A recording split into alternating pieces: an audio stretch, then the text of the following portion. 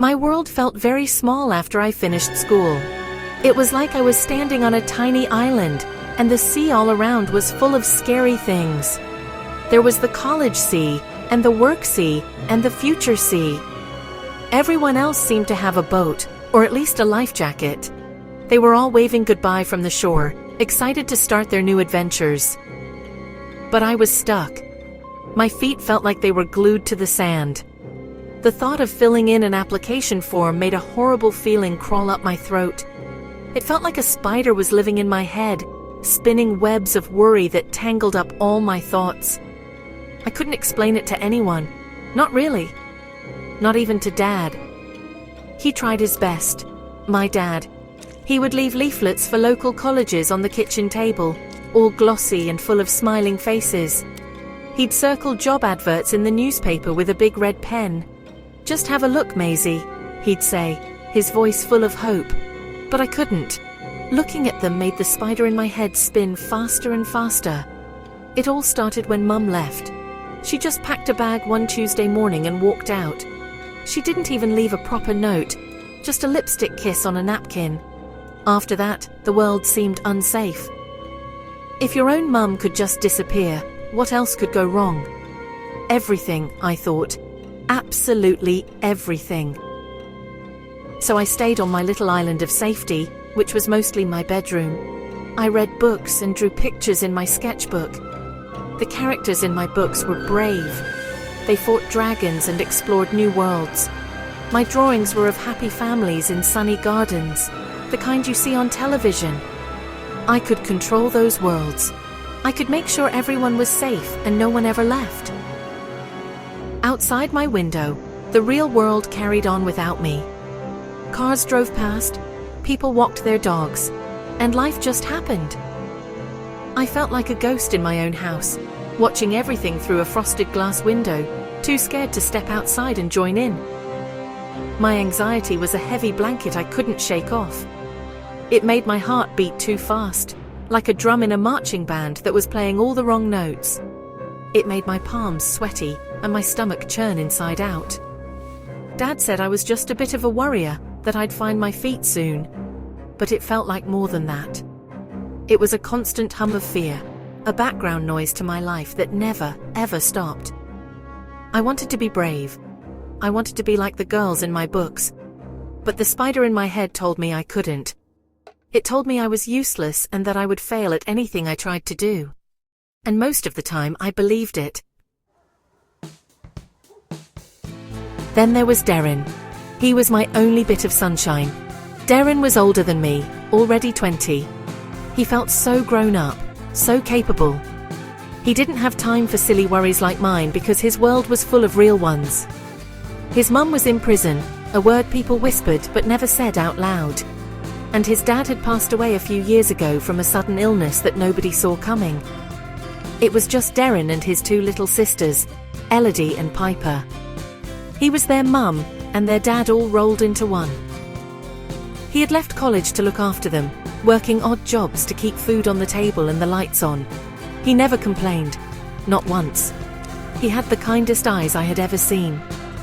They were a soft, warm brown, and when he looked at me, the spider in my head seemed to slow down its frantic spinning. He didn't push me to get a job or go to college. He just listened. We would sit on the park bench, and I would tell him about my fears, how the future felt like a big, black hole. He wouldn't offer solutions or tell me to pull myself together. He would just take my hand and say, "It's okay to be scared, Maze. We'll figure it out." With Deryn, I didn't feel broken or strange. I just felt like me, and he seemed to think that was perfectly okay. His life was so different from the quiet, lonely world of my bedroom. His little house was always noisy. It was filled with the sound of cartoons, the clatter of toys, and the chatter of his sisters. Elodie was 7, with a serious face and a love for building tall towers out of blocks. Piper was 5, a little whirlwind of energy with bright red hair that was always sticking up in every direction. Deryn managed it all. He could cook spaghetti bolognese while helping with homework and braiding a doll's hair at the same time. He was amazing. He was everything I wasn't. strong, responsible, and brave. One evening, he told me he had got a new job. It was a proper job, working in a warehouse. It meant more money, which was good, but it also meant he would be working long hours. "I've got a problem, Maisy," he said, his brow furrowed with worry. "I need someone to look after the girls after school, someone I can trust." He looked at me, a hopeful glint in his kind brown eyes. "I could pay you," he added quickly. "It would be a proper job. A job." The word made the spider start to scuttle, but this felt different. It wasn't a scary, unknown office. It was Deryn's world. It was Elodie and Piper. So that's how I started my first ever job. I became an official member of what I secretly called the babysitting club. It wasn't a big, scary office building. My workplace was Deryn's small, cozy living room, which always smelled faintly of toast and crayons. Every day at 3 o'clock, I would walk to their school and wait by the gates. The first time, my stomach was full of butterflies doing acrobatics. But then Piper saw me, and her face lit up like a firework. "Maisy!" she shrieked, running towards me and wrapping her little arms around my legs. Elodie followed behind, giving me a small, shy smile. In that moment, the butterflies calmed down. Our afternoons fell into a comfortable routine. We would walk home, Piper chattering all the way about her day, and Elodie walking quietly beside me, sometimes slipping her small hand into mine. Back at the house, we would have snacks. I learned that Elodie only liked her sandwiches cut into triangles, and that Piper would eat anything as long as it involved chocolate sprinkles. We did homework at the kitchen table, me trying to remember my 7 times table to help Elodie. Then it was playtime. We built magnificent castles out of cardboard boxes and had dance parties in the living room to their favorite songs. I was a queen, a doctor, a pop star, and a monster, all before 5 o'clock. I started to feel a part of their little world. I learned all the names of Piper's dolls and which storybook was Elodie's favorite. I knew that the best way to make them giggle was to put on a silly voice when reading about the Gruffalo. For the first time in a long time, I felt useful. I wasn't just Maisy, the girl who was too scared to live her life. I was Maisy, who could build the best Lego rocket ship, and who knew exactly how to get a juice stain out of a t-shirt.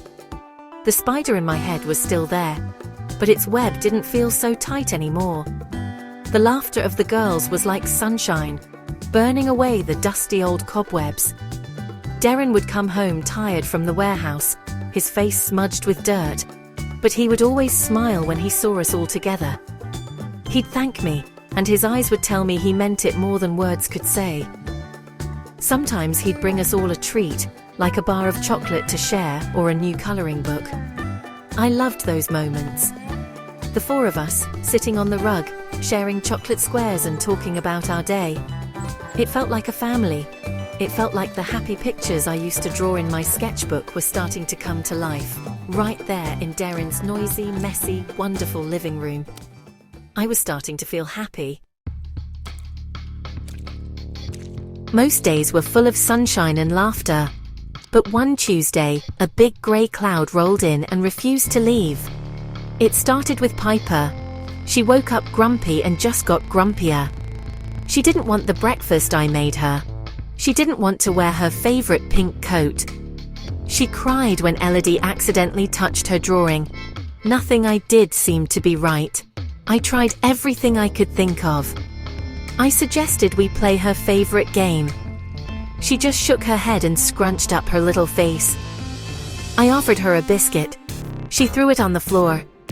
Her sadness turned into a full-blown tantrum, and I felt my own panic start to rise. She lay on the floor in the living room, kicking her legs and screaming.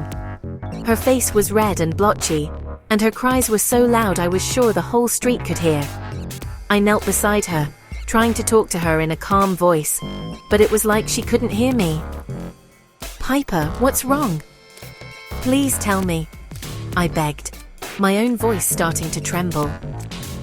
Elodie was hiding in the corner, her hands over her ears, looking scared. I felt a wave of helplessness wash over me. I was failing. I wasn't a good babysitter. I couldn't even calm down one little 5-year-old girl. The spider in my head woke up and started spinning furiously. Useless, useless, useless, it whispered. Suddenly there was a loud knock at the door. It was the next-door neighbor, a woman with a face that looked like it was permanently sucking on a lemon. "Is everything all right in there?" she snapped, peering past me to see Piper still wailing on the floor.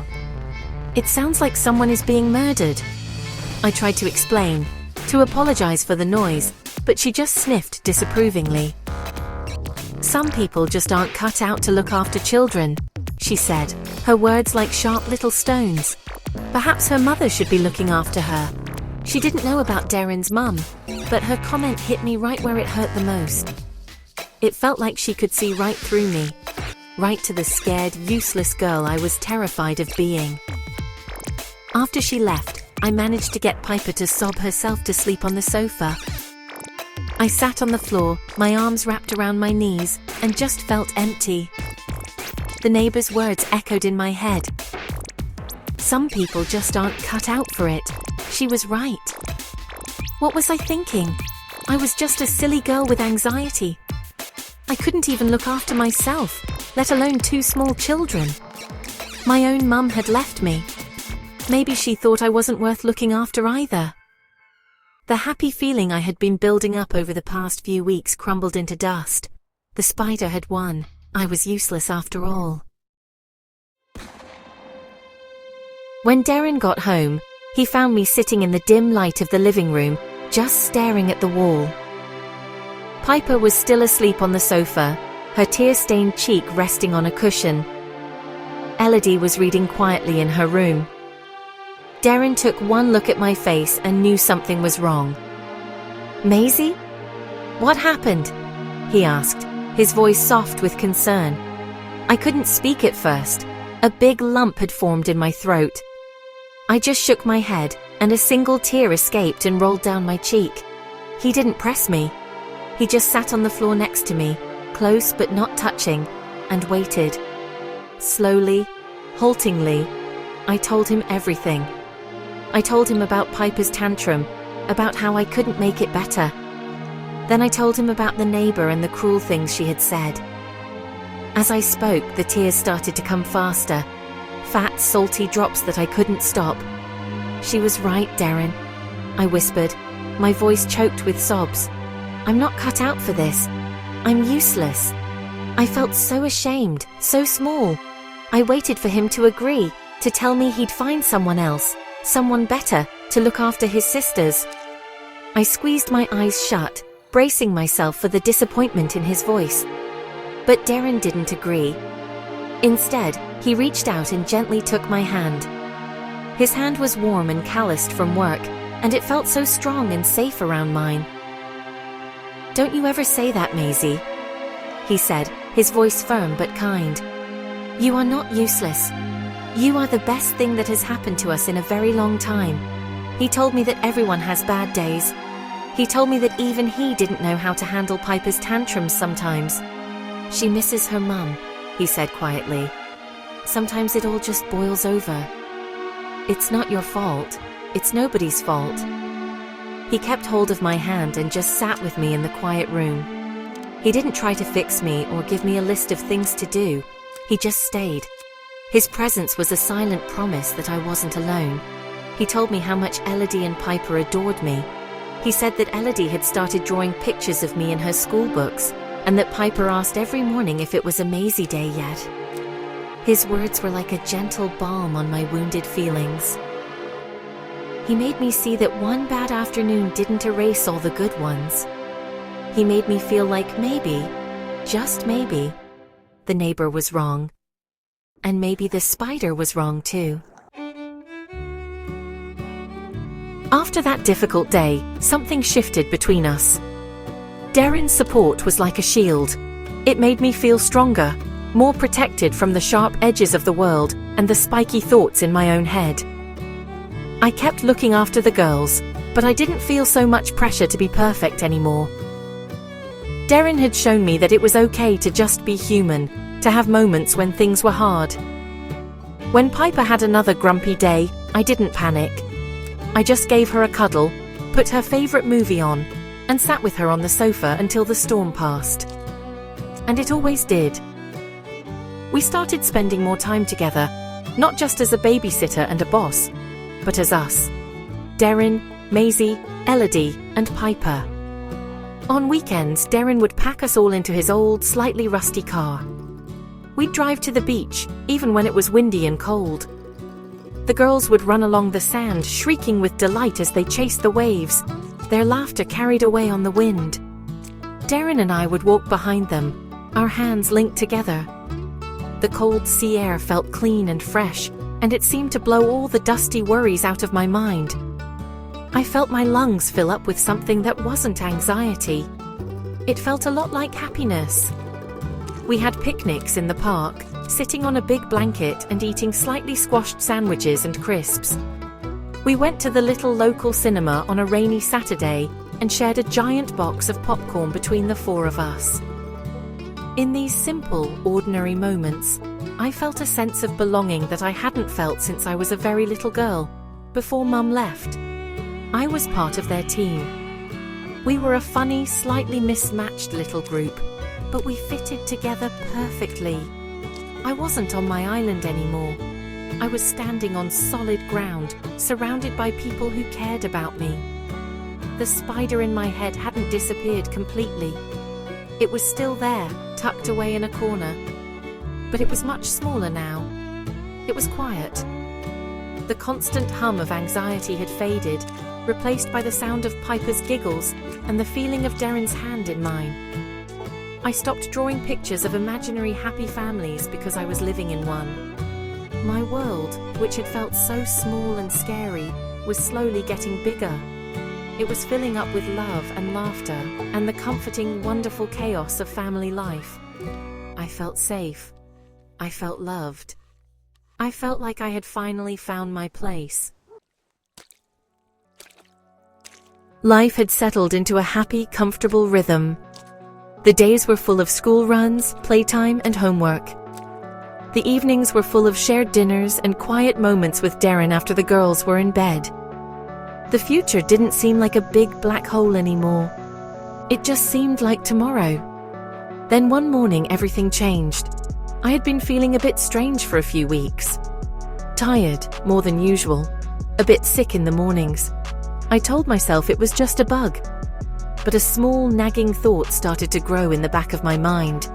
A thought so terrifying that I barely dared to think it. I bought a pregnancy test from the chemist, my hands shaking so much I could barely get the money out of my purse. I did the test in the bathroom at home, my heart pounding against my ribs like a trapped bird. I waited for what felt like a lifetime, staring at the little plastic stick. And then it appeared. A second pink line. Faint, but definitely there. I stared and stared, willing it to go away. Pregnant. The word screamed in my head, louder than the spider ever had. I was only 19. I didn't have a proper career. How could I have a baby? Panic, cold and sharp, flooded through me. I had to tell Deryn. I was so scared. What would he say? His life was already so complicated. He was working so hard just to look after his sisters. A baby would be another huge responsibility, another mouth to feed. I thought he might be angry or disappointed. I spent the whole day in a daze, the secret heavy in my stomach. That evening, when he came home, I asked him if we could talk. We sat at the kitchen table, the same place where we did homework with the girls. Deryn, I started, my voice a tiny whisper. I think I'm pregnant. He was silent for a long time. He just looked at me, his brown eyes searching my face. I couldn't read his expression. The silence stretched on, and with every second, my fear grew. I braced myself for the worst. But then he spoke, his voice quiet and serious.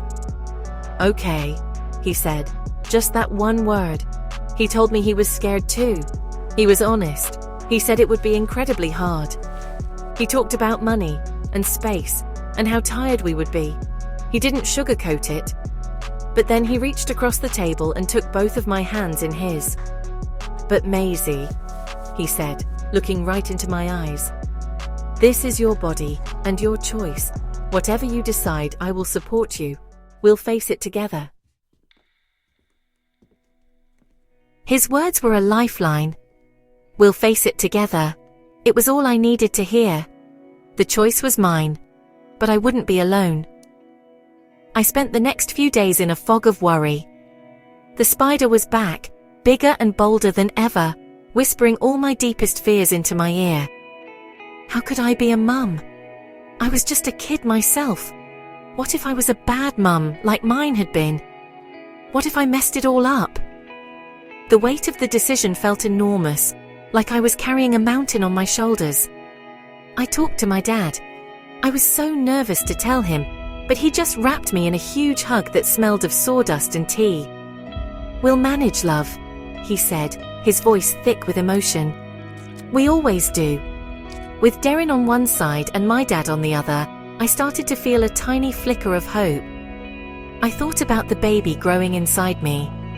A little person who was half me and half Deryn. I thought about Deryn's kindness, his strength. I thought about how much I loved Elodie and Piper. Slowly, carefully, I made my decision. I wanted this baby. I was terrified, but underneath the fear, there was a deep, quiet yearning. I told Deryn. A slow smile spread across his face, and he pulled me into a hug, lifting me off the floor. "Okay," he said again. "We're having a baby." The next few months were a blur of doctor's appointments and preparations. Deryn worked extra shifts at the warehouse. My dad started clearing out his spare room, turning it into a nursery. He painted it a soft, sunny yellow. Elodie and Piper were beyond excited. They would pat my growing tummy and talk to the baby, telling it all their secrets. They drew pictures of our new family, with a little stick figure baby in a cot. Their excitement was infectious, and it helped to chase away my lingering fears. I wasn't just a scared girl anymore. I was going to be a mum. The day our daughter was born was the most terrifying and wonderful day of my life.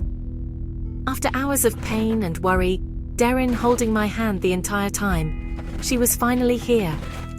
They placed her in my arms. She was so tiny, so perfect, with a tuft of dark hair and Deryn's warm brown eyes. We named her Phoebe. As I held her, looking down at her tiny, scrunched-up face, a wave of love so powerful it took my breath away washed over me. All the anxiety, all the fear, just melted away. In that moment, nothing else mattered. Here she was, my daughter. My little family was starting. Phoebe's arrival changed everything, and yet, nothing at all. Our little house was fuller, noisier, and messier than ever before, but it was also filled with a new kind of joy. Deryn was a natural dad. He could change a nappy in the dark and soothe Phoebe's cries with a gentle hum.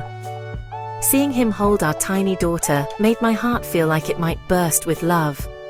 My own dad was a doting granddad, always popping over with little gifts and offering to babysit so Deryn and I could have a precious hour to ourselves. Elodie and Piper were the best big sisters, always trying to help, fetching things for me and singing songs to Phoebe in her cot. A year later, Deryn and I got married. It wasn't a big, fancy wedding. We just went to the local registry office with my dad, Elodie, Piper and Phoebe. I wore a simple white dress, and Deryn wore a smart shirt. Phoebe, who was just starting to walk, was our flower girl, toddling down the aisle clutching a single daisy. We said our vows, promising to love and support each other, for better or for worse. And I knew, with a certainty that settled deep in my bones, that we would. We had already been through so much together. We were a team. We were a family. Life just kept getting fuller. A few years after Phoebe, we had a son, Leo. And a few years after that, another daughter, Chloe. Our little house was bursting at the seams with love and laughter. The floors were always covered in toys, the walls were decorated with crayon drawings, and there was a constant, happy chaos that I wouldn't have traded for anything. Deryn got a promotion at the warehouse, and we were able to move to a slightly bigger house with a small garden. The children would play out there on sunny days, their shouts and giggles filling the air. It was the life I used to draw in my sketchbooks, but it was real. Sometimes, when the house is quiet at night and all the children are asleep in their beds, I think back to the scared girl I used to be, trapped on her lonely island of fear. It feels like a lifetime ago. The spider in my head is long gone, chased away by the love of my family. I still have moments of worry, of course. That's just part of being a mum. But the anxiety doesn't rule me anymore. My world, which once felt so small, is now vast and bright. It is filled with school plays, scraped knees, bedtime stories, and the comforting weight of Deryn's arm around me. My life didn't follow the path I thought it was supposed to, but it led me here. To this loud, messy, wonderful life. To this family. To a heart that is completely and utterly full of love.